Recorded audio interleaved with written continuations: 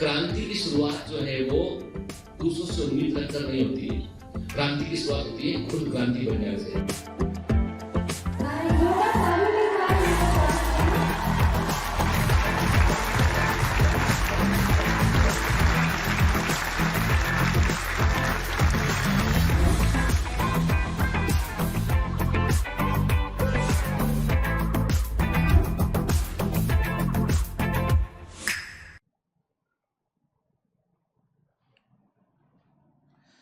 Hello commanders, welcome to biometrics classes online. I am doctor Jitendra Singh. तो चलिए बेटा आगे बढ़ेंगे हम आज cell the unit of life में। तो पिछली क्लास में क्या देखा था हमने देखा था कि प्रोटोप्लाज्म क्या होता है, प्रोटोप्लाज्म के केमिकल कंपोजिशन के बारे में बात किया था हमने देखा था कि प्रोटोप्लाज्म की कोलाइडल प्रॉपर्टीज क्या क्या होती हैं, ठीक है ना। और हमने ये भी देखा था प्रोटोप्लाज्म का पीएच क्या होता है, साइटोप्लाज्म क्या होता है, सेल ऑर्गेनेल्स क्या होता है, सेल सेप क्या होता है, ठीक है।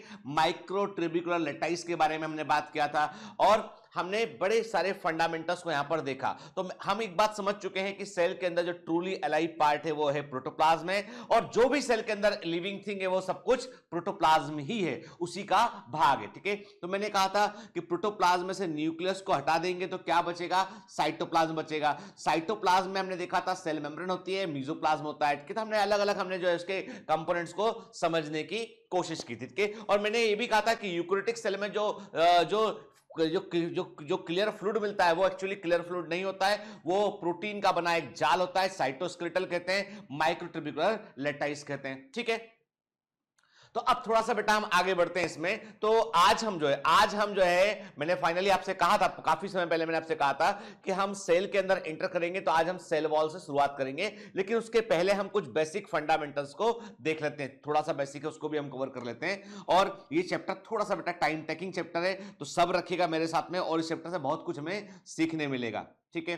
और अच्छा, एक क्वेश्चन का आंसर दीजिए कि what are the HeLa cells. HeLa cells क्या होती है, आपसे मैं क्वेश्चन करूंगा बेटा कि what are the HeLa cells, के हेला सेल्स क्या होती हैं, ठीक है। ये आप मुझे बताएंगे कि सॉरी मतलब मैं भूल गया निकालना है इसको, हाँ, क्योंकि क्या होता है लाइट चमकता है ना, आप लोगों को शायद दिक्कत होता है उससे। चलिए तो अभी हम कंटिन्यू करते हैं इसमें बेटा, ठीक है। देखिए एक बात क्लियर है, हमें मालूम है कि most abundant element of protoplasm is oxygen के, यानी प्रोटोप्लाज्म के अंदर सबसे अधिक मिलने वाला जो एलिमेंट है वो क्या है, वो है ऑक्सीजन, के। मैंने कहा था बेटा ये नंबर वाइज नहीं है, ये मॉलिक्यूलर वेट वाइज होता है, के। तो हाईएस्ट जो तो आपको बताना है, मैंने कहा most abundant element in the protoplasm is oxygen. तो बताइएगा, आपको बताना है कि सेकंड कौन सा होता है और थर्ड एलिमेंट कौन सा होता है, ये आप बताएंगे, के। यू शुड आंसर मी, ठीक है। यानी सेकंड और थर्ड क्या होता है, ठीक है। और आपको एक प्रश्न का और उत्तर देना है कि प्रोटोप्लाज्म के अंदर जो परसेंटेज ऑफ न्यूक्लिक एसिड है वो कितना होता है। एनसीईआरटी के अकॉर्डिंग मैंने आपको एक टेबल दिखाया था, ठीक है। Percentage of nucleic acid protoplasm में कितना होता है ये भी आपको बताना है, ठीक है। मेरे जो क्वेश्चन है बेटा उनके आंसर जरूर किया करो, उससे ये फायदा होता है कि आप कुछ इंपॉर्टेंट पॉइंट्स को आप एक बार जो है वो खुद लिखते हैं, खुद आप उसको आंसर करते हैं, तो वो याद रह जाते हैं, ठीक है ना। तो हम ऐसा यदि मैं दो तीन चार क्वेश्चन करता रहूंगा क्लास के दौरान, तो ऐसे करते करते 10 क्लास में 40 चीजें हम सीखते हैं, नहीं के रिकॉल करते हैं उनको हम, है ना, ठीक है। ठीक, तो वो सिग्निफिकेंट है। चलिए अब थोड़ा सा आगे बढ़ते हैं। अब देखो अभी हम प्रोकैरियोटिक और यूकैरियोटिक सेल की बात नहीं कर रहे हैं, अब हम बात ना प्लांट और एनिमल सेल की बात कर रहे हैं। हम बात कर रहे हैं कि एक टिपिकल मल्टी सेलुलर ऑर्गेनिज्म जो होता है, बहुकोषी जीव होता है, चाहे वो प्लांट हो चाहे एनिमल हो, उसमें सेल्स के टाइप क्या होते हैं। तो हम कहते हैं in a multicellular organism के, in a multicellular organism there are 3 type of cells. 3 तरह की कोशिकाएं हमको देखने मिलती हैं, 3 टाइप ऑफ सेल्स देखने मिलती है। एक मल्टी सेलुलर ऑर्गेनिज्म में हमको 3 तरह की सेल्स देखने मिलती है। एक होती है बेटा अनडिफरेंशिएटेड सेल्स होती हैं, कि अविभाजित कोशिकाएं होती हैं। ये वो कोशिकाएं होती हैं जो किसी भी फॉर्म में कन्वर्ट हो सकती है। डिफरेंशिएशन जो होता है ना, वो सेल को एक पर्टिकुलर शेप प्रोवाइड करता है। विभेदन कोशिका को एक निश्चित आकृति प्रदान करता है, और कोशिका की एक निश्चित आकृति उसके फंक्शन के अकॉर्डिंग होती है, उसके कार्य के अकॉर्डिंग होती है। मतलब differentiation is always division of labour की कैरेक्टरिस्टिक है। विभेदन हमेशा कार्य के श्रम विभाजन की विशेषता है, क्योंकि जैसा जैसे काम बांटना होगा वैसे सेल को उस रूप में हमको ट्रांसफॉर्म करना होगा, ठीक है ना। जैसे हमने कहा ना कि एम्ब्रियोनिक सभी सेल शुरुआत में एक समान होती है, लेकिन कुछ सेल लिवर में डिफरेंशिएट आती है, कुछ किडनी को बना लेती है, ठीक है ना। तो अनडिफरेंशिएट सेल जो है वो किसी भी फॉर्म में कन्वर्ट हो सकती है, जैसे प्लांट्स में होती है मेरिस्टेमेटिक सेल्स, ठीक है, एनिमल्स में होती है स्टेम सेल्स, हम सबकी बॉडी में होती है, ठीक है, और एम्ब्रियो में होती है एम्ब्रियोनिक सेल्स के। तो अनडिफरेंशिएटेड सेल जो होती है ये डिफरेंशिएट कोई निश्चित आकार की नहीं होती है, ये कोई निश्चित जो है वो फंक्शन नहीं करती है, ये किसी भी दूसरी सेल को प्रोड्यूस करके उस रूप में कन्वर्ट हो सकती है कि they have highest level of plasticity, ये इनमें सबसे अधिक जो है वो अपने आप को ढालने की क्षमता होती है, ठीक है ना, क्लियर। फिर बात करते हैं डिफरेंशिएटेड सेल्स की बात करते हैं, ये होती है विभाजित कोशिकाएं। जैसे कि मैंने आपसे कहा कि जो स्टेम सेल्स थी, जो हेमेटोपोइटिक स्टेम सेल्स थी, हेमेटोपोइटिक स्टेम सेल हमारी बोन मेरो के अंदर होती है। हमारी बोन मेरो कहां होता है? बोन मेरो हमारी लॉन्ग बोन्स, लंबी हड्डियों के बीच में जो भरा होता है पदार्थ उसे बोन मेरो कहते हैं। उसमें जो है वो कुछ स्टेम सेल होती है, हेमेटोपोइटिक स्टेम सेल होती है जो ब्लड की सेल्स को लगातार बना रही होती है, ठीक है ना। तो उन्होंने डिवाइड किया और बना दिया, उन्होंने आरबीसी बना दिया। तो आरबीसी क्या हो गया? एक पर्टिकुलर सेल हो गया जो अपना काम कर रहा होता है, ठीक है। तो मैंने क्या कहा, डिफरेंशिएटेड सेल होती है वो एक निश्चित है, उनका अपना एक निश्चित शेप होता है, उनका अपना एक निश्चित शेप होता है, निश्चित उनका अपना एक जो है वो फंक्शन होता है, ठीक है, क्लियर। यही तो विभेदन है, ठीक है। बाकी से आपने अलग कर दिया उनको, अलग आपने उनको रूप दे दिया, तो आपने बोला इनको हमने डिफरेंशिएट कर दिया। जैसे कि प्लांट्स के अंदर परमानेंट टिश्यू होते हैं। परमानेंट टिश्यू प्लांट के अंदर क्या होता है? पेरेन्काइमा होता है, कोलेनकाइमा होता है, स्क्लेनकाइमा होता है। जब हम प्लांट मॉर्फोलॉजी पढ़ेंगे तब अच्छे से समझेंगे इसको। अभी इतना समझ लो कि प्लांट के अंदर दो तरह के टिश्यू होते हैं जो डिवाइड करते हैं, वो मेरिस्टेमेटिक टिश्यू है जो अनडिफरेंशिएटेड सेल्स की कैटेगरी में आते हैं। दूसरे वो टिश्यू होते हैं जो परमानेंट टिश्यू होते हैं, वो डिफरेंशिएटेड सेल्स होते हैं, ठीक है। फिर ह्यूमन बॉडी में बात करें, आरबीसी की बात करें, प्लांट्स में हम सीप ट्यूब को देखें, ठीक है, एनिमल्स में मसल सेल्स को देखें, लिवर सेल को देखें, प्लांट्स में कॉर्क को देखें, ये सब क्या है? ये सब डिफरेंशिएटेड सेल्स होती हैं जो एक निश्चित आकार को प्राप्त कर चुकी है, एक निश्चित काम कर रही होती हैं। फिर कई बार बात करते हैं हम डी डिफरेंशिएटेड सेल्स की बात करते हैं कि ये वो कोशिकाएं होती हैं, ये वो सेल्स होती है जो एक बार डिफरेंशिएट हो चुकी हैं, जो एक बार डिफरेंशिएट हो चुकी हैं और उसके बाद फिर से वो उनमें कैपेसिटी ऑफ डिवीजन लौट आता है, ठीक है। यानी एक बार ये सेल अपने आप को डिफरेंशिएट कर चुकी है, बाद में लगता है कि बॉडी को कुछ और चीज की रिक्वायरमेंट है, तो ये सेल दोबारा से कैपेसिटी ऑफ डिवीजन को रिगेन करती है, दोबारा विभाजन की क्षमता को दोबारा प्राप्त करती है और फिर किसी और फॉर्म में कन्वर्ट हो जाती है। इन्हें हम डी डिफरेंशिएट सेल्स कहते हैं। एग्जांपल है कॉर्कियम। बस इतना याद रखिएगा, ठीक है। अभी बेटा डिटेल में मत जाना, अभी डिटेल में जाने की जरूरत है, हम सब चीजें पढ़ेंगे, ठीक है। तो इसे हमने क्या बोला? हमने कहा, तो ये एक पॉइंट हमने कहा, डी डिफरेंशिएटेड सेल कॉर्कियम में, ठीक है, जो कॉर्क को प्रोड्यूस करता है, ठीक। चलिए, तो अब मैंने पहले भी आपसे कहा था कि अब हम जो है वो बैकपैक तैयार रखे हुए हैं और अब हम सेल के अंदर एंटर कर रहे हैं, ठीक। We are going inside this cell, और सेल में हमें मालूम है एक आउटलाइन देखा हुआ है हमने प्लांट सेल का, प्रीमोर्डियल यूट्रिकल कहा था। सबसे बाहर सेल वॉल है, उससे अंदर जो है फिर सेल मेम्ब्रेन है। अंदर आके देखेंगे तो हमको डिफरेंट सेल ऑर्गेनेल दिखाई पड़ते हैं, ठीक है। तो एक काम करेंगे, ठीक है, एक काम करते हैं, हम प्लांट सेल में बाहर से अंदर की ओर चलते हैं। सबसे पहले सामना होगा हमारा सेल वॉल से, तो पहले हम सेल वॉल की बात कर लेते हैं, ठीक है, क्लियर। तो चलिए, एज पर एनसीईआरटी हम देखते हैं क्या लिखा है एनसीईआरटी में। ए नॉन लिविंग, याद रखिए, cell wall is not living, it is a non living structure. ये एक अजीवित संरचना होती है, नॉन लिविंग स्ट्रक्चर होता है, ठीक है। मतलब ये प्रोटोप्लाज्म के बाहर होता है, ध्यान रखना। जो भी प्रोटोप्लाज्म के अंदर होगा बेटा वो लिविंग होगा, ठीक है, एक्सेप्ट ड्यूटोप्लाज्म, कुछ केमिकल को छोड़ के, ठीक है। तो हम क्या कहते हैं? सेल वॉल जो है सेल मेम्ब्रेन से बाहर होता है, और प्रोटोप्लाज्म की जो आउटर मोस्ट लिविंग बाउंड्री होती है, प्रोटोप्लाज्म की जो आउटर मोस्ट लिविंग बाउंड्री होती है वो होती है सेल मेम्ब्रेन। यानी प्रोटोप्लाज्म का सबसे बाहर वाला जो जीवित हिस्सा होता है वो होता है सेल मेम्ब्रेन के, उसके बाहर होती है सेल वॉल, नॉन लिविंग होती है, ठीक है, clear. And it is rigid also, ये दृढ़ होती है, रिजिड होती है, दृढ़ होती है, ताकि सेल कभी फूले। पानी वाटर अंदर आया, वैक्यूल के अंदर वाटर आया, सेल फूल जाएगा, तो फूलकर सेल फट ना जाए। तो वॉल जो होती है, सेल वॉल प्लांट सेल की सुरक्षा करती है, क्योंकि प्लांट सेल में जो ग्रोथ है उस ग्रोथ में वाटर का बड़ा इंपॉर्टेंस है, ठीक है, क्योंकि प्लांट सेल के अंदर मोस्ट ऑफ द वॉल्यूम किसने घेरा हुआ है? सेंट्रल वैक्यूल ने घेरा हुआ है। वाटर सेंट्रल वैक्यूल के अंदर आता है, मैंने आपको डीपीएस में क्वेश्चन भी दिया हुआ है, पढ़ाया भी हुआ आपको ये मैंने, ठीक है ना। सेंट्रल वैक्यूल की मेम्ब्रेन को हम टोनोप्लास्ट कहते हैं, क्लियर। वाटर अंदर आएगा, फूलेगा, ठीक है। तो प्लांट सेल की लाइफ में वाटर का बड़ा इंपॉर्टेंस है बेटा के, उनकी, क्योंकि देखिए अब एक प्लांट सेल चाहे तो अपनी ग्रोथ के लिए वो वाटर के बजाय पूरा प्रोटोप्लाज्म क्रिएट कर सकती है। हालांकि प्रोटोप्लाज्म के अंदर भी मेजर अमाउंट वाटर का ही होता है, लेकिन यदि प्लांट सेल जो है वो बड़ा अमाउंट वाटर का प्रोटोप्लाज्म का क्रिएट करेगी तो उसे बहुत सारा फूड खुद ही यूज करना पड़ेगा, तो दूसरे जीवों के लिए भोजन नहीं बचेगा। तो भगवान ने, ईश्वर ने एक वरदान दिया कि भाई प्लांट सेल को ग्रो करना है तो तुम अपने वैक्यूल में पानी भर लो, अपना साइज बढ़ा लो, प्रोटोप्लाज्म को पेरीफेरी में कर लो, ताकि दूसरे जीवों के लिए भोजन बच सके। प्लांट्स बड़ी किफायत से काम लेते हैं, ठीक है। तो अंदर वाटर भरने पे सेल फूल सकती है और फूल के सडनली फट भी सकती है, तो प्रोटेक्शन प्रोवाइड करने के लिए एक दृढ़ वॉल चाहिए, रिजिड वॉल चाहिए के, और वो रिजिड वॉल क्या होती है? वो रिजिड वॉल होती है सेल वॉल, ठीक है। तो हमने कहा नॉन लिविंग रिजिड स्ट्रक्चर है के, जिसे सेल वॉल कहते हैं। Form and outer covering of the plasma membrane of fungi and plant के, फंजाई और प्लांट में आपको ये कहां देखने मिलता है? फंजाई और प्लांट में आपको ये आपको जो है ये कहां देखने मिलेगा बेटा? ये बाहर आउटर कवरिंग के रूप में देखने मिलेगा, बाहर के। ये कहां होगा बेटा? ये वास्तव में जो है वो सबसे आउटसाइड होगा ये, ठीक है, ठीक है। चलिए, cell wall not only give shape to the cell, cell wall केवल कोशिका को, सेल को शेप नहीं देती है, बल्कि सेल की वो सुरक्षा भी करती है, protect from mechanical damage and function. It also help कि अब देखिए सेल वॉल जो होता है उसका काम जो है, उसका बेसिक प्राइमरली काम क्या है? वो सेल को एक शेप देती है और प्रोटेक्शन प्रोवाइड करती है। जैसा हमें मालूम है कि जो सेल वॉल है, इसके यदि फंक्शन को देखें तो हमने क्या बोला? It provide shape to the cell, ठीक है, it provide protection to the cell, ठीक है ना। लेकिन इसके अलावा ये एक सबसे अच्छा मीडियम ये भी होता है कि ये सेल टू सेल इंटरेक्शन में भी हेल्प करता है, ठीक है।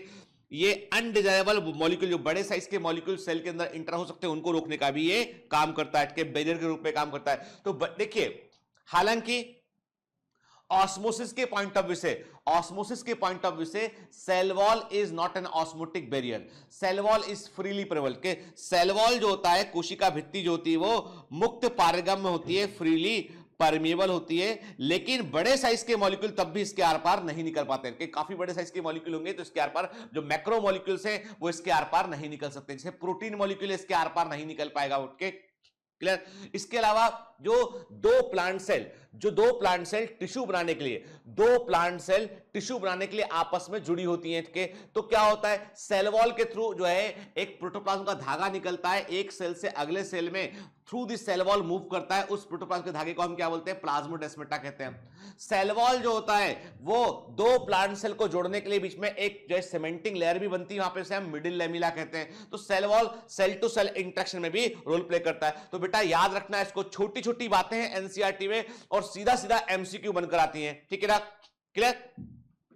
सेल वॉल केवल प्लांट सेल को, क्या फंजाई की सेल को शेप नहीं देता है या प्रोटेक्शन नहीं देता है, बल्कि इसके अलावा ये सेल टू सेल इंटरेक्शन में भी रोल प्ले करता है और बड़े साइज के मैक्रो मॉलिक्यूल्स के लिए एक बैरियर या बाधा के रूप में भी ये काम करता है, क्लियर, याद रखेंगे ना। चलिए,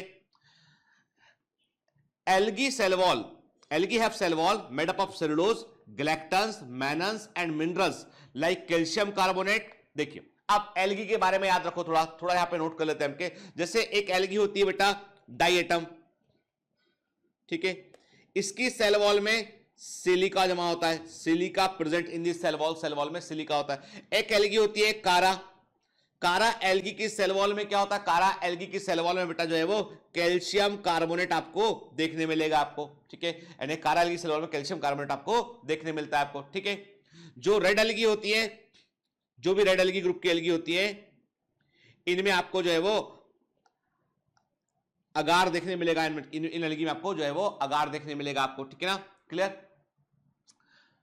फिर हम देखते हैं कि जो एल्गी होती हैं वो डिफरेंट टाइप के हैं, उनमें जो है आपको गैलेक्टन, मैनन्स, मिनरल्स के तो अलग अलग केमिकल वॉल में हो सकते हैं, वेरी करते हैं वो, क्या। जबकि जो नॉर्मल प्लांट सेल जो होती है उनमें आपको सेल वॉल केवल सेलुलोज, हेमीसेलुलोज, पेक्टिन और प्रोटीन से मिलकर बनी होती है।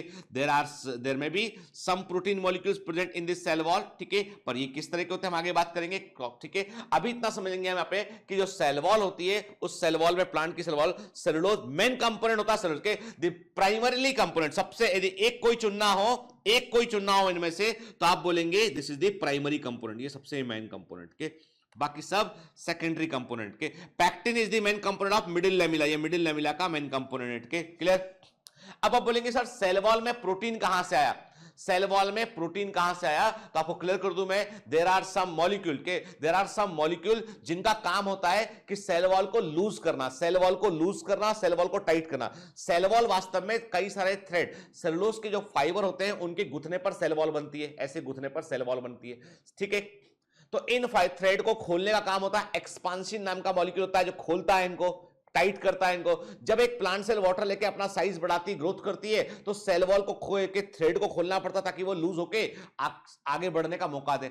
यदि सेल वॉल शुरू से एक प्लांट सेल में जो सेल वॉल बनी होती है वो एकदम रिजिड होगी, उसमें कोई प्रोविजन ही नहीं होगा खोलने का उसको, तो सेल छोटी की छोटी रह जाएगी। सेल अपना आकार ग्रो करती है तो सेल वॉल को भी ग्रो करना पड़ता है, और सेल वॉल को ग्रो करने के लिए we need certain specific protein जो सेल वॉल के थ्रेड है। अब वो थ्रेड कैसे होते हैं हम आगे देखते हैं, उन थ्रेड को वो खोल सके, ठीक है। क्लियर? तो एनसीईआरटी में साफ साफ लिखा हुआ है बेटा के। क्लियर? अब क्लियर करो कि अब एक जादू भी होता है यहां पे, मेरी बात बड़े ध्यान सुनना बेटा, क्योंकि आप नीट का एग्जाम देने जा रहे हैं, आप 12वीं या 11वीं के एग्जाम की बात नहीं कर रहा हूं के, मैं नीट के एग्जाम की बात कर रहा हूं, और एकदम कान खोलकर सुन लीजिए। क्वेश्चन आता है आपको कि which of the following chemical is not present in cell wall.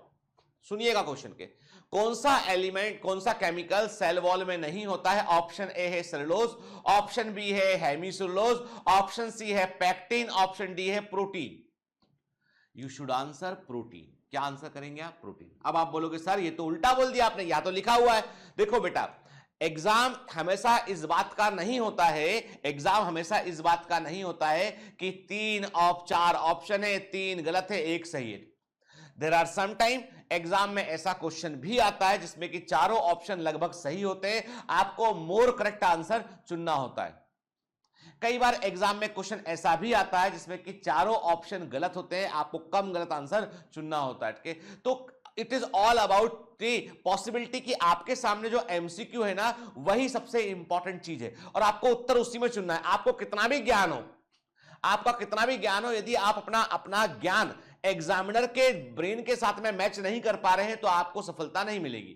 आपको अब सक्सेस लेने के लिए एग्जामिनर का माइंड समझना होगा कि वो आपके बेसिकली कॉन्सेप्ट को चेक कर रहा है वो। जैसे उसने पूछा, जब उसने पूछा कि which of the following chemical not present in cell wall, तो सेलुलोज, हेमीसेलुलोज, पैक्टिन और प्रोटीन।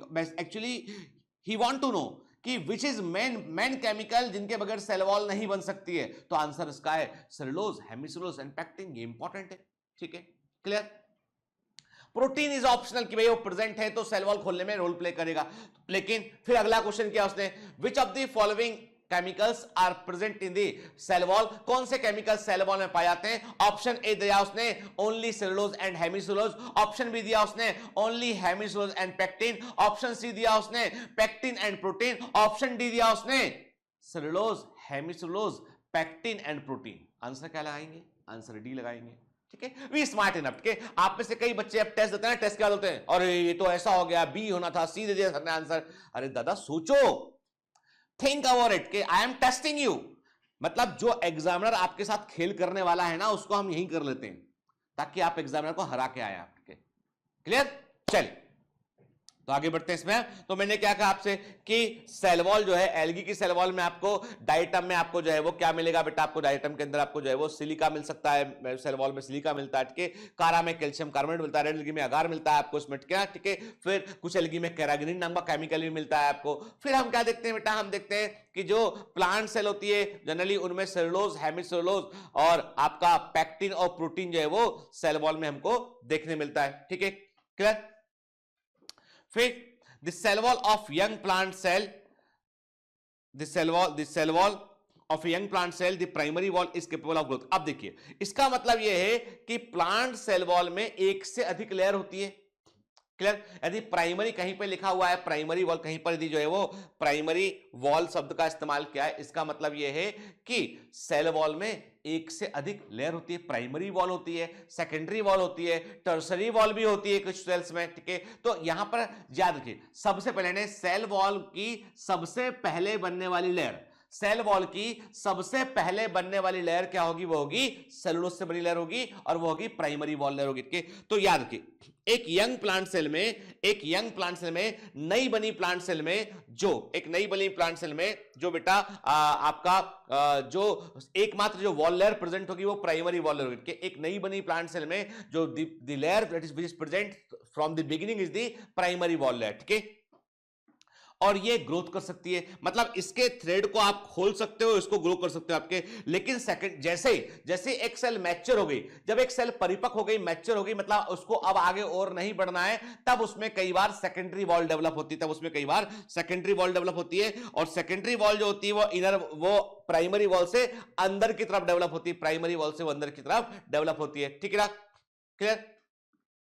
देखिए क्या लिखा है यहाँ पे, the cell wall of a plant cell, the cell wall of a young plant cell, the primary wall is capable of growth which gradually diminishes as the cell matures। के एक plant cell की primary wall growth कर सकती है और ये वृद्धि धीमे धीमे कम होने लगती है जैसे जैसे सेल मैच्योर होती है, और फाइनली सेकेंडरी वॉल बनती है, और ये कब वहां बनती है? ये प्राइमरी वॉल से अंदर की ओर बनती है। ठीक है, अब आप बोलो कि सर हमें तो कुछ समझ में ही नहीं आ रहा, आप क्या बोले चले जा रहे हो और हमको समझ में ये नहीं आ रहा। ठीक है ना, मान लेता हूं इस बात को मैं। ठीक है, चल अब मैं आपको बताता हूं कि क्या एक्चुअली होता क्या है बेटा।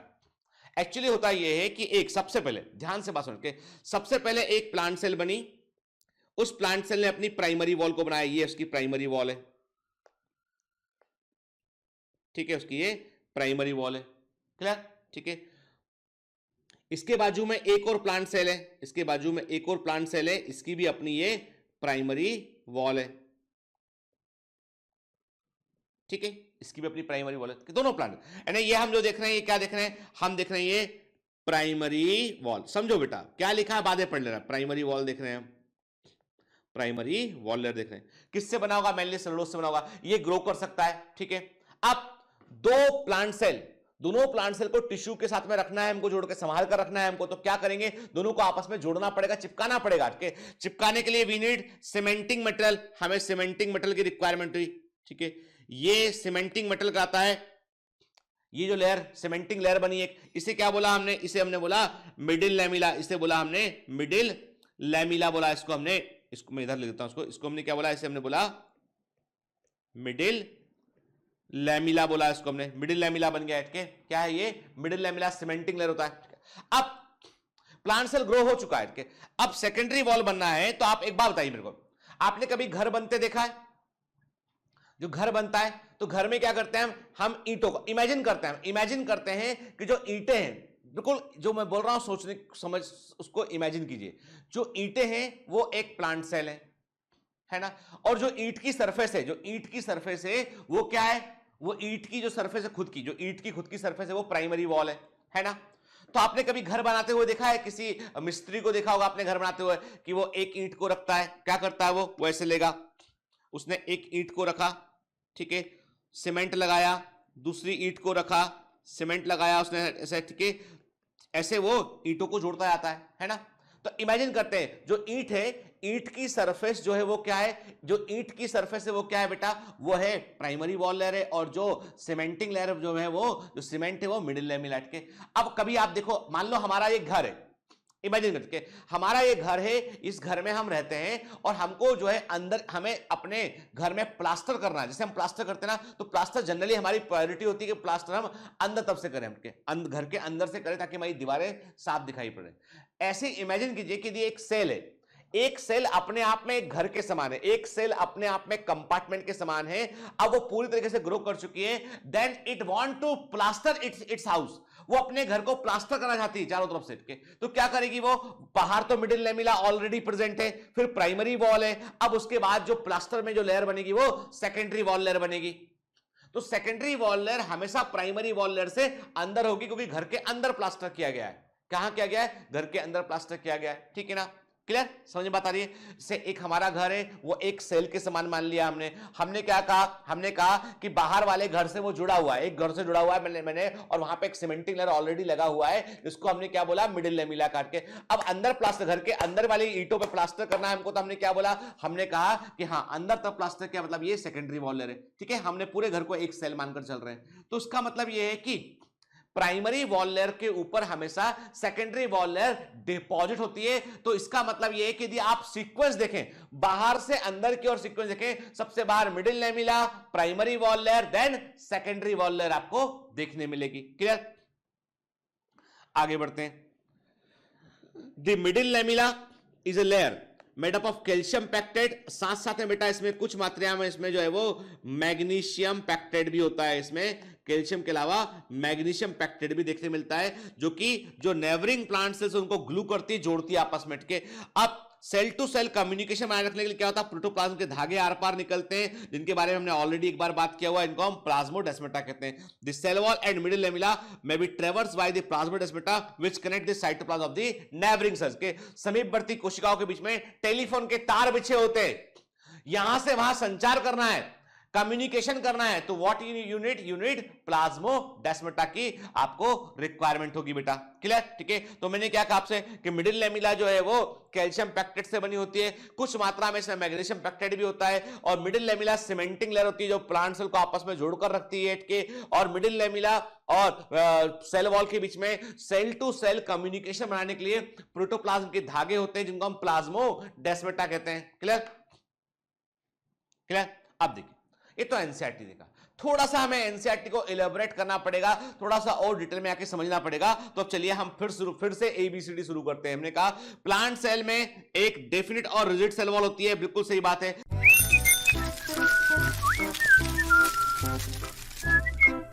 Hi, sorry to disturb you in between lecture, but it's important to inform you. You should download Biomentors app from Google Play Store. We need your support, so please take subscription to become an official commando of Biomentors. Bye bye. Continue your lecture. Plant और animal cell में सबसे बड़ा अंतर यह होता है कि cell wall animal cell में नहीं होती है। The most striking difference between plant cell and animal cell is that the animal cell lack the cell wall. Animal cell में सेल वॉल नहीं होती है। सेल वॉल मृत होती है, डेड होती है, परमेबल होती है। But it does not allow the macromolecule, भले ही परमेबल हो, कोई भी सॉल्ट इसके आर पार निकल सकता है। याद रखें, कोई भी ट्रू सॉल्यूशन इसके आर पार निकल सकता है। सेल वॉल के आर पार कोई भी ट्रू सॉल्यूशन निकल सकता है, but it does not allow the macromolecules, ये बड़े साइज के मॉलिक्यूल को अलाउ नहीं करती है। ठीक है। सेल वॉल आपको प्लांट्स में और फंजाई में देखने मिलती है। क्लियर? देखिए आप, हम देख रहे हैं सेल वॉल के, देखिए है ना, जो सेल मेम्ब्रेन उसके बाहर हमको ये सेल वॉल दिखाई पड़ रहा है। फिर आप कुछ ओपनिंग देख रहे हैं, देखिए आपको इसमें छेद दिखाई पड़ रहे हैं हमको, जहां से प्लाज्मोडेस्माटा आर पार निकलता है। ठीक है ना?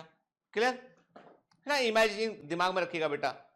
ठीक। Cell wall is the product of cytoplasm. कहां से बनता है? तो जो भी सेलुलोज है, सेल वॉल को बनाने वाला जो केमिकल है, सेलुलोज है, हेमी सेलुलोज है, ठीक है, जो पैक्टिन है, कुछ मात्रा में प्रोटीन है, सब कुछ साइटोप्लाज्म से बनकर आता है। ठीक है।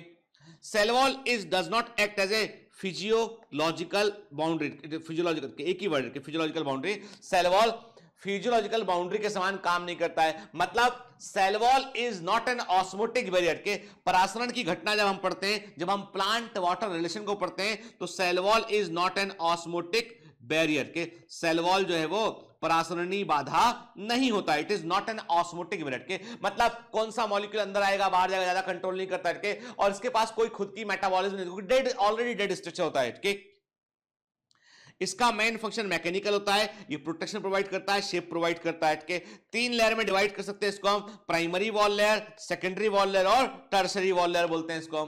क्लियर? ठीक है। देखिए ना, अब आप क्या कर रहे हैं, आप इलेक्ट्रॉन माइक्रोस्कोपिक इमेज को देख रहे हैं, जो 2 प्लांट सेल के बीच में जो है बतलाती है कि किस प्रकार से सेल वॉल पाई जाती है, सीमेंटिंग लेयर कैसे होता है। देखिए ध्यान से, आप क्या देख रहे हैं, आप देख रहे हैं कि ये एक प्लांट सेल है, ये दूसरी प्लांट सेल है। हमने क्या देखा, हमने देखा कि किस प्रकार से सेल्स आपस में जुड़ी होती हैं, उसको समझने की हम कोशिश कर रहे हैं। इलेक्ट्रॉन माइक्रोस्कोप से हमने इमेज को लिया। हमने क्या कहा, हमने कहा जो दोनों सेल्स के बीच में जो सीमेंटिंग लेयर है वो मिडिल लैमेला है, साफ साफ दिखाई पड़ रहा है। फिर जो middle lamella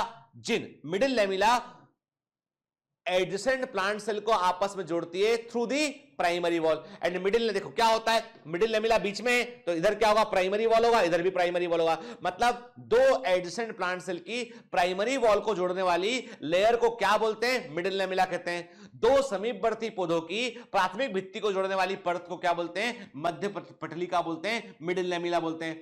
the wall layer that connect the primary wall of the two plant cell is known as the middle lamella। Clear? तो ये प्राइमरी वॉल हो गया। प्राइमरी वॉल से अंदर हम देखते हैं सेकेंडरी वॉल लेयर देखते हैं, और सेकेंडरी वॉल लेयर में तीन परतें होती है, S1, S2 और S3, तीन परतें होती है। अब देखो हम एनसीईआरटी से अंदर एंटर कर गए, के जहां एनसीईआरटी ने बात खत्म की थी उससे हम अंदर जा रहे हैं, आगे जा रहे हैं। सेकेंडरी वॉल लेयर में तीन परतें होती है, S1, S2 और S3। ठीक है, देखिए ना, हम ये एक समझने की कोशिश करें, एक हम व्यू ले रहे हैं किस तरह का होता है। तो मैंने कहा कि देखो आप जोड़ने वाला क्या है, पे आपको दिखाई पड़ रहा है बेटा, ये मिडिल लेमिला, ठीक है, बीच में प्राइमरी वॉल देख रहे हो आप यहाँ पे, और जो protoplasmic thread cell to cell move कर रहे हैं वो प्लाज्मोडेस्माटा है, याद रखिएगा। क्लियर है ना?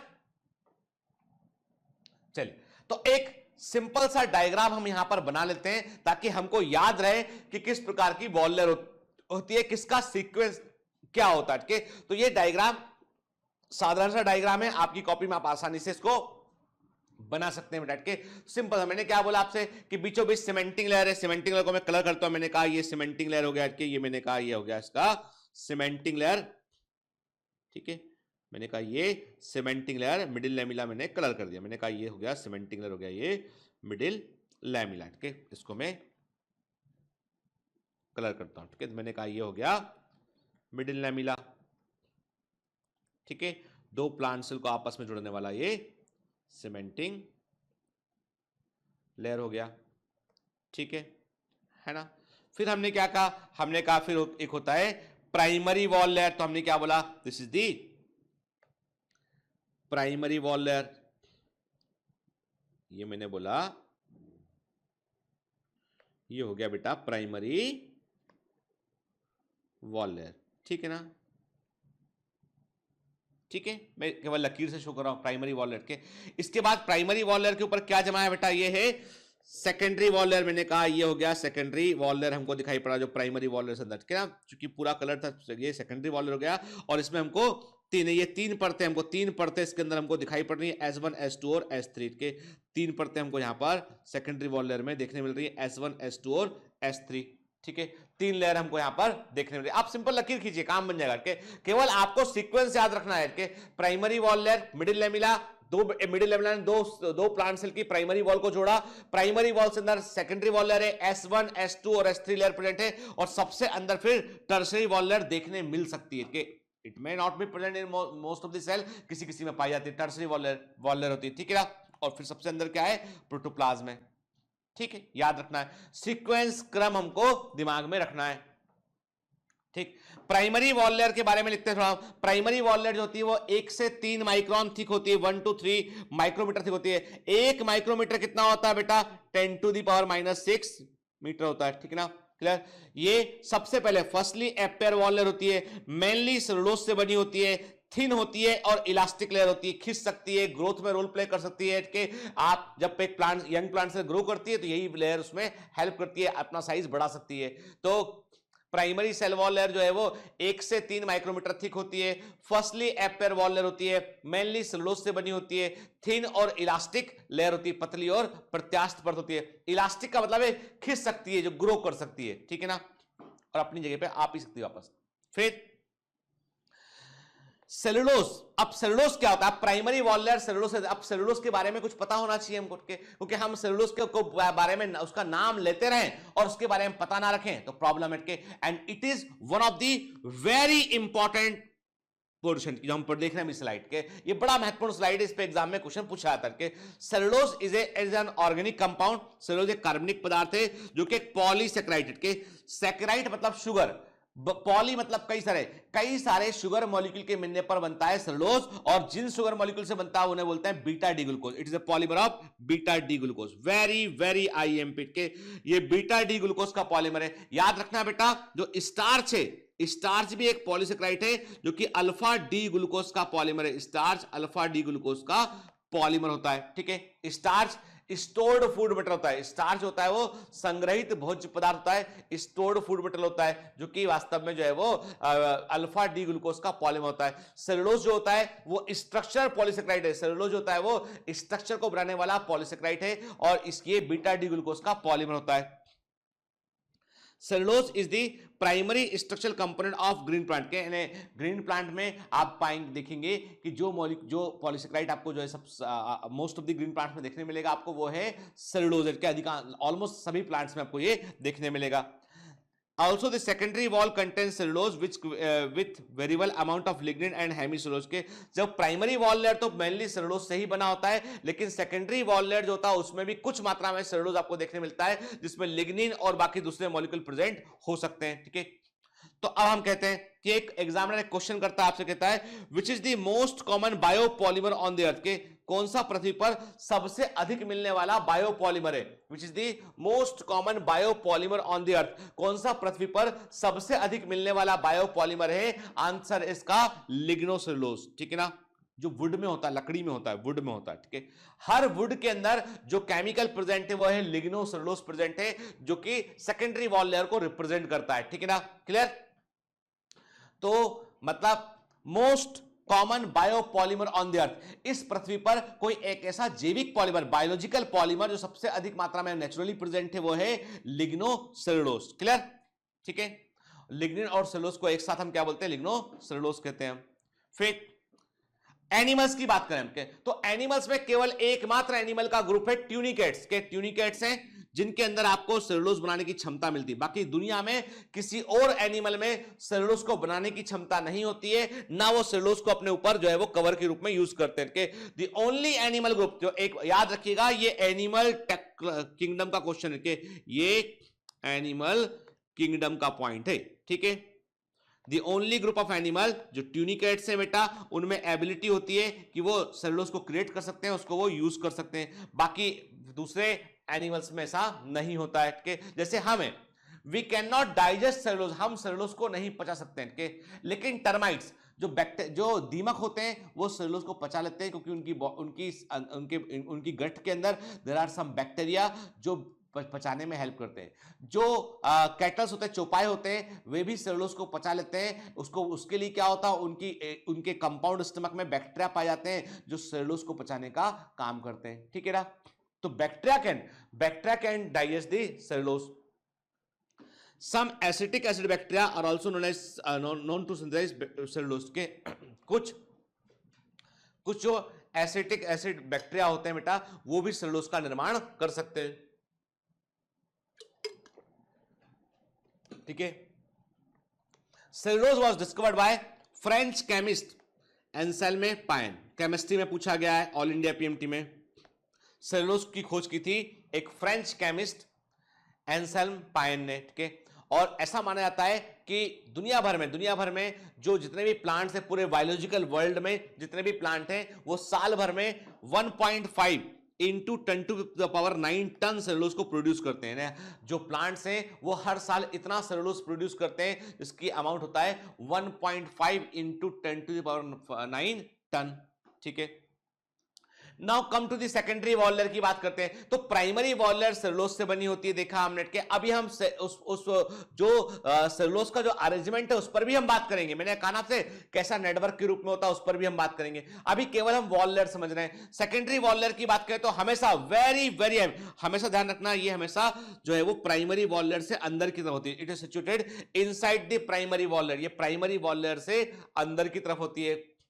4 से 10 माइक्रोमीटर थिक होती है और ये प्राइमरी वॉल के ऊपर ही डिपॉजिट होती है। ये थिक होती है और नॉन इलास्टिक होती है, यानी एक बार सेकेंडरी वॉल लेयर बन गई तो सेल का साइज फिक्स हो गया। अब सेल ग्रो नहीं कर सकती, ठीक है, इट कैन नॉट ग्रो, अब वो फिक्स हो गया वो चीज, ठीक है। इसमें 3 जोन होते हैं, S1 S2 S3। इसमें S2 जोन सबसे थिकेस्ट जोन होता है। अब देखिए किस तरह की होती है सेल वॉल। तो हमने एक इमेज यहां पर देख रहे हैं, मेरी बात ध्यान सुनिए कि कभी आपने देखा है छोटे शहरों में जनरली, देखिए अभी क्या है कि आप छोटे शहरों में कई बार लोग जो है रेडियो सुनने के लिए वो यूज करते हैं, जो ट्रांजिस्टर होता है ना वो यूज करते हैं। आजकल हालांकि आजकल मोबाइल ने सब कुछ बदल दिया है। आजकल मोबाइल ने क्या कर दिया, आजकल मोबाइल ने वही टेलीफोन बन गया है, वही मोबाइल टेलीफोन ही था एक्चुअली, ठीक है, वही टीवी बन गया है इस बात, वही आपका जो है वो रेडियो भी बन, एफएम भी बन चुका है, तो मतलब कैमरा भी वही बन गया है आपका, सब कुछ है ना, वीडियो कैमरा, आपका स्टिल कैमरा, सब कुछ है ना, मोबाइल के अंदर पूरी दुनिया आज आ चुकी है। Everything is possible. आप लेक्चर सुन रहे हैं भी, लेकिन मैं एक बात क्लियर कर दूं कि अभी हाल आपको बता दूं कि मोबाइल का भी ऐसा है कि जैसे मैं आपसे कहूं कि मेरा जो अभी भतीजा है वो भी होगा 7th में या 8th में होगा, 8th में। ही आस्क्ड मी कि बड़े पापा एक मोबाइल दिलाओ, अच्छा वाला मोबाइल दिलाओ। मैंने कहा कौन सा मोबाइल? ही सेंड मी ए लिंक कि वो मोबाइल का कॉस्ट जो है तकरीबन 20,000 25,000 के आसपास का कॉस्ट था उसका। मैंने बोला इसका तू क्या करेगा? मतलब पढ़ाई करूंगा, स्कूल आजकल मोबाइल पर चल रहा है। तो मैंने कहा व्हाई नॉट लैपटॉप? मैंने कहा दुगनी कॉस्ट का आता, दिलाता हूं तेरे को, लैपटॉप ले। पर ये वो बिल्कुल से होता, बोलते हैं इसको कि सत्याग्रह अनशन उस मोड में आ गया कि नहीं नहीं पापा नहीं, लैपटॉप नहीं, ये नहीं ये नहीं के।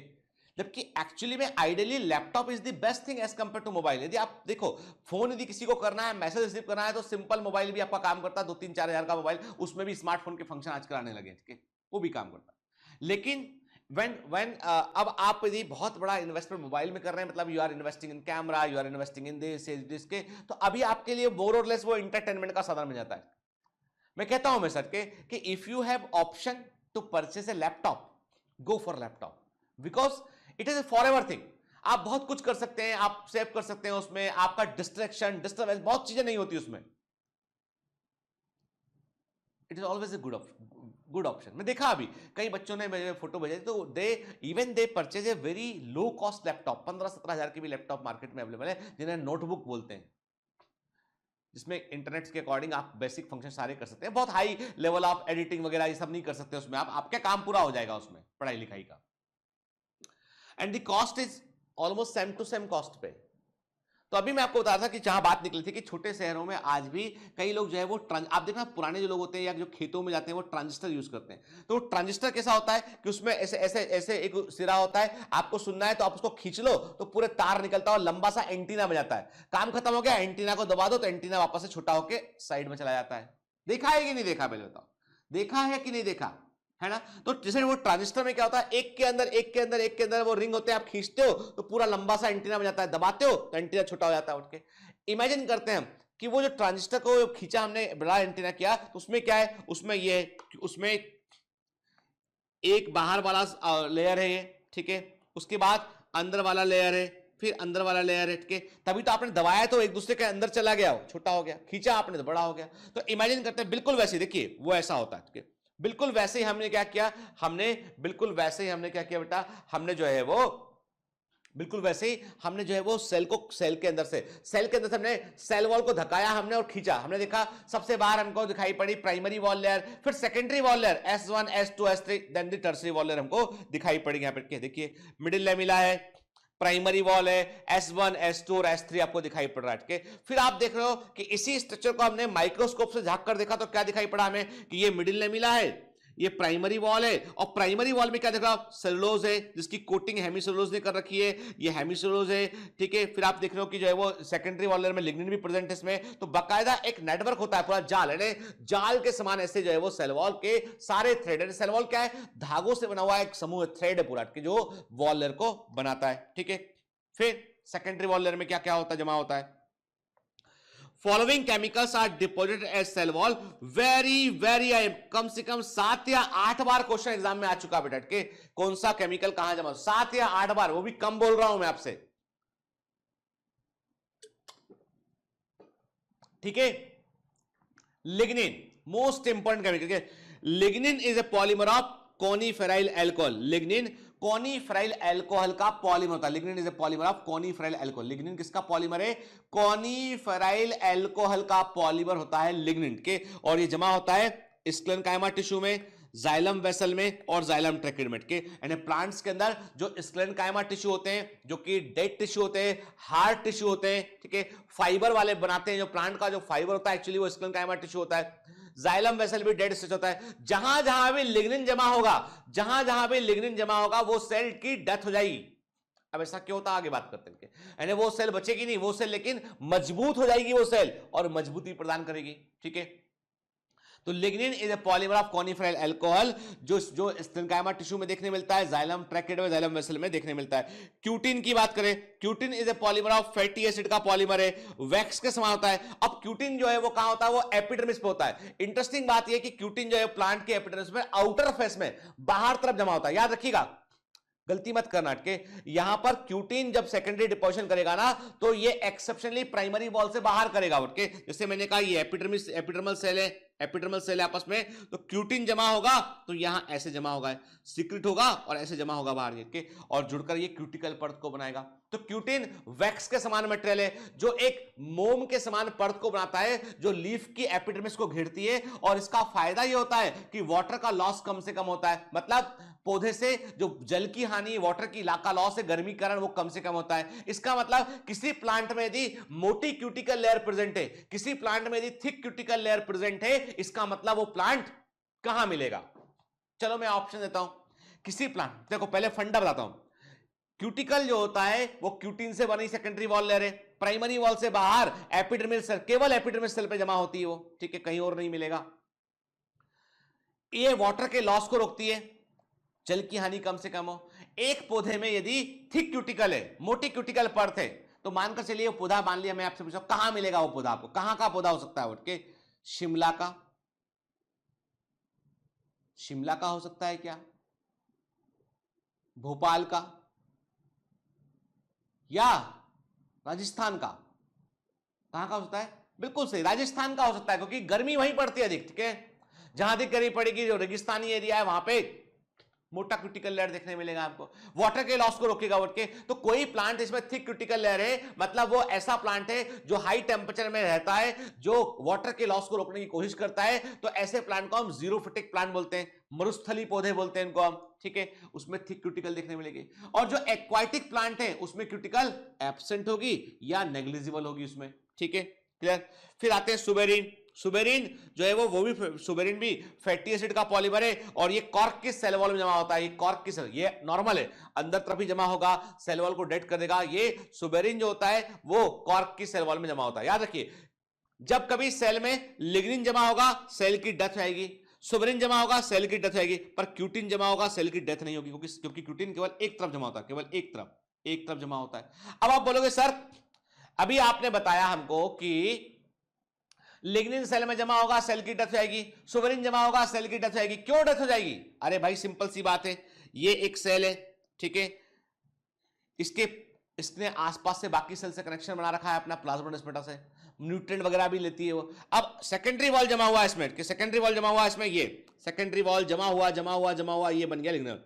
अब इसने सारे कनेक्शन तोड़ दिए, ये इतना टफ मटेरियल है कि इसने बाहर के सारे कनेक्शन तोड़ दिए, ना कोई प्लाज्मोडेस्माटा इससे अंदर आ सकता है, ना वाटर अंदर, कुछ भी नहीं हो सकता इसमें, कनेक्शन तोड़ दिए उसने। अब क्या होगा, अब सिंपल सी बात है, सेल तो मर जाएगी क्योंकि उससे बाहर से नॉरिशमेंट नहीं मिलेगा उसे, ठीक है। तो सेकेंडरी डिपोजिशन जहां जहां भी होता है वहां पे टिश्यू की डेथ हो जाती है, क्लियर। तो हमने क्या बोला, हमने कहा लिग्निन कॉनिफेरल अल्कोहल का पॉलीमर है, क्यूटिन फैटी एसिड का पॉलीमर है, सुबेरिन फैटी एसिड का पॉलीमर है। तो कॉर्क की सेल वॉल में क्या जमा होता है, सुबेरिन जमा होता है, एपिडर्मिस में क्या जमा होता है, क्यूटिन जमा होता है, और जाइलम वेसल्स में लिग्निन जमा होता है, जाइलम ट्रैकेट में लिग्निन जमा होता है, और स्क्लेरोकाइमा टिश्यू में लिग्निन जमा होता है, क्लियर, ठीक है। Now come to the tertiary wall layer. ये क्या होता है कि ये केवल कुछ सेल्स में हमको देखने मिलती है, ये एक प्रकार से सूखी हुई सेल मेम्ब्रेन होती है, जो ड्राइड अप हो चुकी होती है वो होती है। It is basically dried up plasma lining, जो प्रोटोप्लाज्म का ड्राइड अप पार्ट होता है, और मेन केमिकल इसमें को जाइलिन और सेलुलोज देखने मिलता है हमको, जो उसके ऊपर जमा हो चुका होता है, जाइलिन और सेलुलोज देखने मिलता है, ठीक है। तो देखिए आप, है ना, तो हमने वही कहा ना, ट्रांजिस्टर का जो एंटीना होता है वैसे ही हमने सेल की वॉल लेयर को निकाल कर देखा हमने, तो हमें क्या सीक्वेंस, क्या क्रम दिखाई पड़ रहा है, ध्यान से देखिएगा क्या क्रम हमको यहां पे दिखाई दे रहा है। आप देख रहे हैं ये प्राइमरी वॉल लेयर 1 2 के थर्ड वाला पतला होगा, या एब्सेंट कई बार नहीं भी होता, इतना पतला होता है। देन आप देख रहे हैं कि आपको जो कॉनिफेरल अल्कोहल देखने मिल रहा है आपको सेकेंडरी वॉल लेयर में, के मतलब लिग्निन जमा है यहाँ पे, ये आप टर्सरी वॉल लेयर देख रहे हैं, ठीक है, क्लियर। तो एक्चुअली हम देख रहे हैं कि जो सेल वॉल है वो किस प्रकार की हमें दिखाई पड़ती, कौन कौन सी वॉल होती है उसको देखा हमने यहाँ पे, ठीक है ना। देखिए एंड और आप देखिए ये इमेज क्या, ये एनिमेशन आपको क्या बतलाता है कि ये एनिमेशन में क्या आप देख रहे हो कि एक रस्सी को खींच के आप तोड़ रहे हो, तो आप क्या देख रहे हो कि रस्सी में एक कोई धागा थ्रेड जो है वो आपको समझ में आ गया कि जिसको आप एक सिंगल रोप समझ रहे थे वो एक्चुअली सिंगल रोप नहीं थी, कि it is basically a collection of thread, ये कलेक्शन ऑफ थ्रेड था, ये एक्चुअली धागों का एक समूह था। देखिए आप ये थ्रेड दिखाई पड़ रहा है, कलेक्शन दिखाई पड़ रहा है आपको इसमें दिख रहा है, ठीक है ना।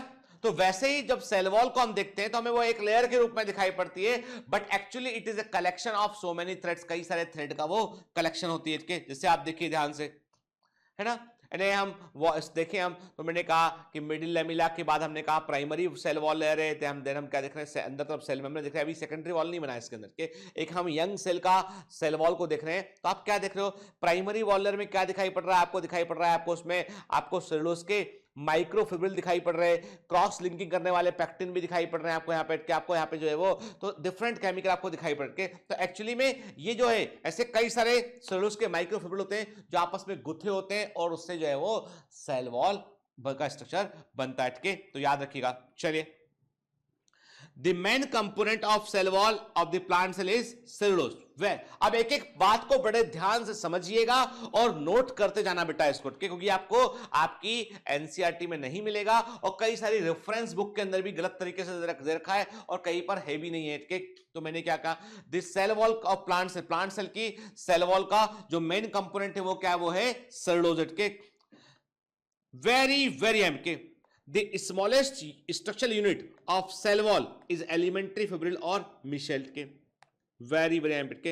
एंड जहां से हम ऐसा मानते हैं कि सेल वॉल के बनने की शुरुआत हो चुकी है, जहां से हम ऐसा मानते हैं, जिस स्ट्रक्चर को देखकर हम ऐसा सोचते हैं कि ये सेल वॉल का ही हिस्सा है, सेल वॉल के बनने की शुरुआत हो चुकी है, तो वो स्ट्रक्चर सेलुलोज नहीं है, वो है सेलुलोज से मिलकर बनी हुई मिशेल है, जिसको हम क्या बोलते हैं, एलिमेंट्री फिब्रिल कहते हैं, या इसको हम जो है वो मिशेल कहते हैं, ठीक है, जिसे हम एलिमेंट्री फिब्रिल या मिशेल कहते हैं, ठीक है, क्लियर। तो देखिए, तो मतलब सेल वॉल को बनाने वाली सबसे छोटी इकाई जो सेलुलोज के मिलने पर बनी होती है वो होती है मिशेल या एलिमेंट्री फिब्रिल होती है। Each micelle made up of 100 cellulose chain, हर एक मिशेल में 100 सेलुलोज चेन होती है, ठीक है, और हर एक सेलुलोज चेन में तकरीबन on an average 3000 glucose molecule होते हैं। इसका मतलब ये कि 3000 ग्लूकोज मॉलिक्यूल से क्या बना, एक सेलुलोज चेन बना, ठीक है, क्लियर, ठीक है। और ऐसे 100 सेलुलोज चेन से क्या बना, एक मिशेल बना या एक एलिमेंट्री फिब्रिल बना। वेरी वेरी आईएमपी याद रखना है, भूलना नहीं बेटा, ठीक है ना, क्वेश्चन दूंगा बार बार मिनट के, clear.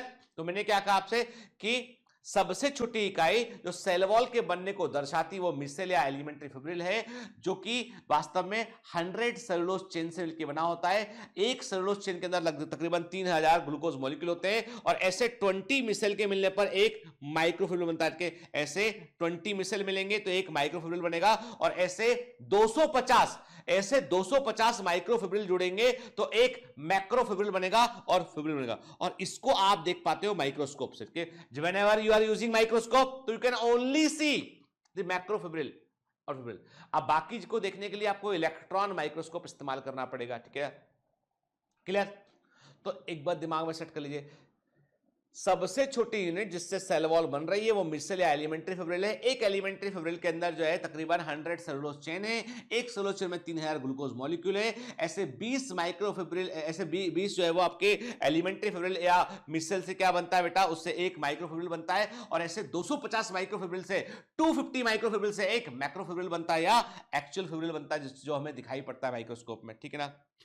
The macrofibril are visible under microscope के। अब इनका डायमीटर देखें हम, तो सेलुलोज चेन का डायमीटर होता है 8 एंगस्ट्रॉम का, मिसेल का होता है 100 एंगस्ट्रॉम का के, माइक्रोफिब्रिल का डायमीटर होता है 250 एंगस्ट्रॉम का, और मैक्रोफिब्रिल का डायमीटर होता है 2,50,000 एंगस्ट्रॉम का। इसीलिए इसको हम माइक्रोस्कोप से आसानी से देख पाते हैं, बाकी को हम केवल इलेक्ट्रॉन माइक्रोस्कोप से देख सकते हैं। ठीक है, क्लियर। तो आप देख रहे हैं कि एक्चुअली में सेल वॉल कैसा दिखाई पड़ता है। तो एक्चुअल इमेज हम जो ये इमेज हम देख रहे हैं नॉर्मल माइक्रोस्कोप से देख रहे हैं। ठीक है,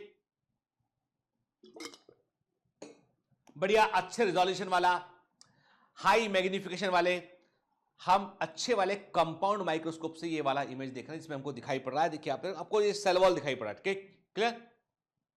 ठीक, और जब आप इलेक्ट्रॉन माइक्रोस्कोप से देखने के बाद एक पिक्चर या डायग्राम तैयार करते हैं तो आपको तब दिखाई पड़ता है कि यहां पर जो दिख रहा है सिंपल सा, वो इतना सिंपल नहीं है, उसमें कई सारी चीजें हैं। उसमें जो है एलिमेंट्री फिब्रिल है, उससे हमने कहा कि फिर जो माइक्रोफिब्रिल बना, देन दी मैक्रोफिब्रिल बना। ठीक है, क्लियर। ठीक, अब सेल वॉल ग्रोथ की बात करते हैं कि भाई सेल वॉल ग्रो कैसे करता है। तो एक काम करते हैं कि अभी हम जो है चीजों को ज्यादा कॉम्प्लेक्स नहीं करते हैं, तो नेक्स्ट हम यहां पर कंटिन्यू करेंगे नेक्स्ट क्लास में। के तो अभी हम नेक्स्ट क्लास में हम क्या देखेंगे, सेल वॉल का ग्रोथ कैसे होता है उसको देखेंगे, हम मिडिल लेमिला को देखेंगे, रेटिंग ऑफ फाइबर क्या होता है। अभी हम वहां पर कुछ माइक्रोब्स इन ह्यूमन वेलफेयर के कॉन्सेप्ट की बात भी करेंगे आपके। मैंने पहले भी कहा आपसे कि इस चैप्टर का संबंध बहुत सारे चैप्टर से, और इस अकेले चैप्टर से बहुत सारे एमसीक्यू बनते हैं। ठीक है, इसलिए हमें बिल्कुल समझ जो जहां जिसका जिक्र आ रहा है उससे जुड़ी 4 चीजें वहां पर और पढ़ लेना है। ठीक है, क्लियर, जिससे कि हमें एक ओवरऑल पेपर है। मैं कह रहा हूं आपसे केवल इस चैप्टर के पूरा होने के बाद आप कोई भी ईयर का ऑल इंडिया पीएमटी का नीट का पेपर देखेंगे तो आप उसमें जो है मोर देन 20% क्वेश्चन आप सॉल्व कर पाएंगे। मैं कह रहा हूं आपसे इस क्वेश्चन इस केवल इस चैप्टर के बाद। ठीक है, इतना इंपॉर्टेंट चैप्टर में से ये एक है बेटा। ठीक है ना, तो नेक्स्ट क्लास में हम बात करेंगे बेटा सेल वॉल की ग्रोथ के बारे में, मिडिल लेमिला के बारे में, ठीक है, और रेटिंग ऑफ फाइबर के बारे में, और देन उसके बाद हम जो है वो डिफरेंट हम स्ट्रेंथ्स के बारे में बात करेंगे, और हम फिर आगे बढ़ेंगे सेल मेम्ब्रेन पे। ठीक है ना, तो अभी हम सफर में कहां पर हैं, हम केवल और केवल सेल वॉल पे। आज बताओ आज के लेक्चर में बोर तो नहीं हो ना, तो क्या है कि थोड़ा सा कहीं कहीं पे फैक्चुअल इंफॉर्मेशन जो हमको दिमाग में रखनी पड़ेगी बेटा, है ना। ठीक है, और देखो साहब कि पढ़ना बेटा जो होता है ना, सबसे बड़ी चीज जो है पढ़ने में आपको पूरे समय जो मोटिवेट रखती है वो होता है कि आपका जो आज का मेहनत है, जो आपका आज का जो त्याग है, कल वो एक बड़ी सफलता बनकर मिलेगा आपको। ठीक है, आपकी जो मंजिल है ना वो एक ऐसा अट्रैक्टिव जगह है जहां पर पहुंचने के लिए लाखों लोग जो है वो दौड़ रहे हैं। ठीक है, और उस दौड़ में सफल वही होगा जो पूरे मनोयोग से आजू बाजू देखे बगैर केवल उस मंजिल की ओर देखता है, उसी की तरफ आगे बढ़ रहा है, वही सफल होगा। हर दिन अपने आप को मोटिवेट रखें, हर दिन ये सोचता है कि एक दिन मेरे पास भी स्टेथोस्कोप होगा, एक दिन मेरे पास भी जो है व्हाइट कोट होगा। तो जब वो ऐसा सोचता है कि मेरे को मतलब जो है ये जो सर के पास है, जो मेरे पास है ना, ठीक है, जब मैं जाता हूँ पेशेंट देखता हूँ, ठीक है, तो ये जब तक आपके पास में चाहिए आपको तो मेहनत करनी पड़ेगी। ये बहुत ज्यादा महंगे नहीं होते ये चीजें, ठीक है, सस्ते कपड़े होते हैं, ज्यादा महंगा, लेकिन इसको खरीद नहीं सकते आप, इसको आपको अर्न करना पड़ता है, और उस अर्न करने के लिए आपको एफर्ट करना पड़ेगा। ठीक है, उसके बगैर नहीं मिलेगा ये। ठीक है, यदि आपने अर्न किए बगैर इसको पहन लिया तो आप नौटंकी कर रहे हैं, नाटक कर रहे हैं। आप किसी नाटक में आप डॉक्टर बने, किसी एक्टिंग में आप डॉक्टर बने, बस इतना है, वो नौटंकी है। रियलिटी के लिए तो अर्जित करना पड़ेगा, अर्न करना पड़ेगा इसको। के तो अर्न करने के लिए आपको बेटा एफर्ट करना पड़ेगा, है ना। ठीक है, चलिए तो मिलते हैं अगली क्लास में पूरे जोश के साथ में, पूरे होश के साथ में, और पढ़कर ना पूछूंगा। All the best.